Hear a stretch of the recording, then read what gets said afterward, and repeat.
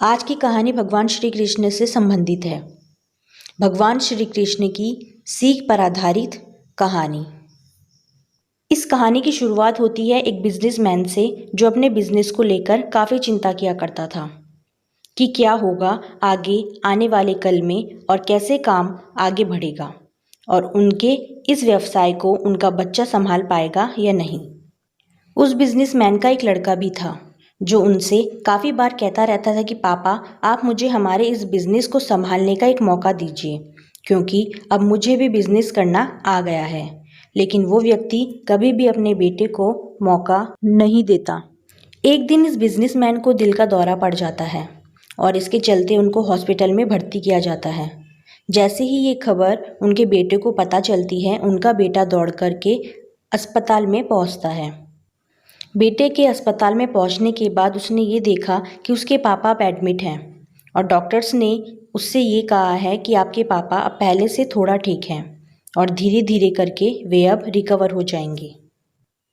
फिर उस लड़के ने अपने एक दोस्त को कॉल करके वहाँ पर बुला लिया। फिर उसका दोस्त वहाँ पर आता है और उससे पूछता है कि क्या हुआ भाई।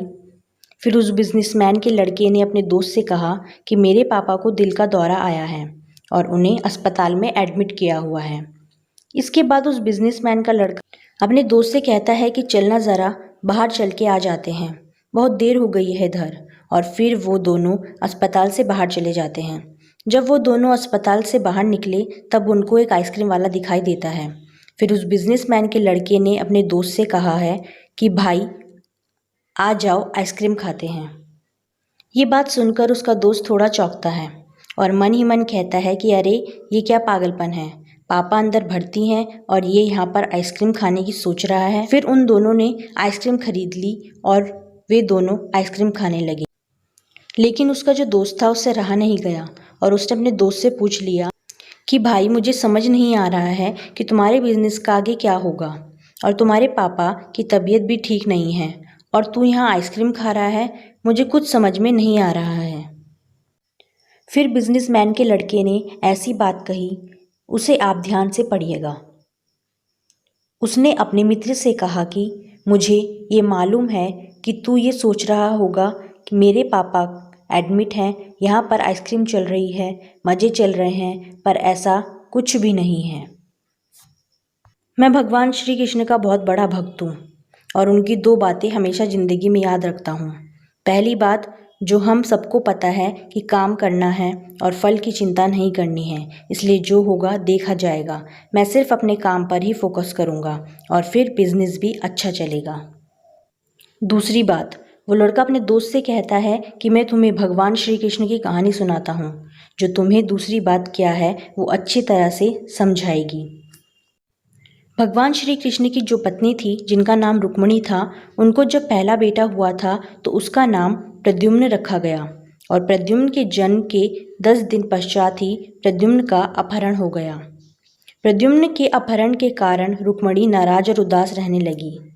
भगवान श्री कृष्ण जी ने रुक्मिणी से कहा कि चिंता मत करो, क्योंकि प्रद्युम्न जहाँ पर भी होगा वो ठीक होगा।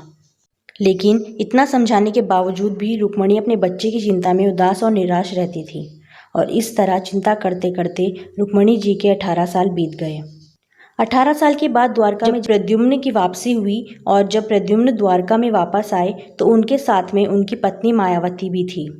अब समस्या ये थी कि मायावती की उम्र प्रद्युम्न से 20 साल ज़्यादा थी। वहाँ रुक्मिणी पहले तो खुश हुई कि बच्चा वापस आ गया है और फिर से दुखी हो गई क्योंकि इतनी बड़ी लड़की से शादी की इसलिए। रुक्मिणी फिर से भगवान श्री कृष्ण से जाकर कहने लगी कि ये क्या हो गया। फिर भगवान श्री कृष्ण जी ने माँ रुक्मिणी जी से कहा कि जो हो गया उसको स्वीकार कर लो और आगे बढ़ो और चिंता मत करो। लेकिन माँ रुक्मिणी ये कह रही थी कि बड़ी लड़की से शादी क्यों कर ली और ये ही लड़की मिली थी क्या, और इस बात को स्वीकार नहीं कर पा रही थी। इसके कारण 8 साल तक माँ रुक्मिणी जी दुखी रही और निराश रही और 8 साल के बाद रुक्मिणी जी ने यह स्वीकार कर लिया कि प्रद्युम्न ने यह जो शादी करी थी वो ठीक है और इसके लिए ज़्यादा चिंता करने की ज़रूरत नहीं है, और उस शादी को उन्होंने स्वीकार कर लिया। एक तरीके से माँ रुक्मणी जी ने अपनी ज़िंदगी के 26 साल उदासी में बिता दिए। इस कहानी को ख़त्म करते हुए वो लड़का अपने दोस्त से बोला कि मैंने अब स्वीकार करना सीख लिया है, क्योंकि भगवान श्री कृष्ण जी कहते हैं कि जो हो रहा है उसे स्वीकार कर लो, ज़िंदगी अपने आप सहज हो जाएगी। ये छोटी सी कहानी जो हमें दो बड़ी बातें सिखाती हैं, और यही बात हम आपसे शेयर करना चाहते थे कि हमारी ज़िंदगी में कुछ भी घटता है उसे स्वीकार करना सीख लीजिए और फिर ज़िंदगी अपने आप ही सहज हो जाएगी। हमारे नियंत्रण में जितनी भी चीज़ें होंगी उन चीज़ों पर तो हमें ज़रूर नियंत्रण रखना चाहिए, लेकिन जो चीज़ें हमारे नियंत्रण से बाहर हैं उन चीज़ों को हमें स्वीकार कर लेना चाहिए। अगर हमने स्वीकार नहीं किया तो हमें भी माँ रुक्मणी की तरह बहुत सालों तक उदास रहना पड़ेगा। आज की कहानी आपको कैसी लगी और आज की कहानी से आपने क्या सीखा, ये हमें कमेंट करके ज़रूर बताएं।